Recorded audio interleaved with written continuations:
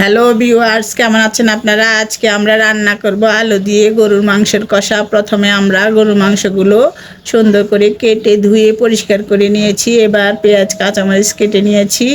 এবার আমি fry pan বসিয়ে তেল গরম দিয়ে পেঁয়াজ কাঁচামরিচ দিয়ে দিলাম, দারচিনি এলাচি লং দিয়ে দিলাম, দিয়ে ভাজবো।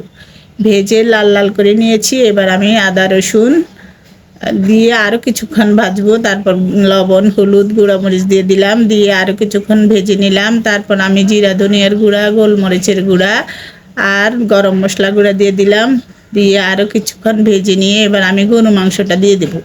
দিয়ে প্রায় 20 মিনিটের মতো আমি গরু মাংস এই মশলার সাথে ভাজতে ভাজতে গরু মাংসের একটু পানি বেরিয়ে যাবে। ওই পানিটা আমি শুকিয়ে ফেলবো। চুলায় এভাবে ভাজতে ভাজতে এভাবে ভাজবো।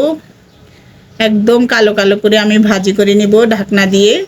কতক্ষণ পর পরে আমি ঢাকনা উল্টে নেড়ে দেবো, আবার ঢাকনা দিয়ে দেবো। এভাবে আমি ভেজে নিলাম 20 মিনিটের মতো।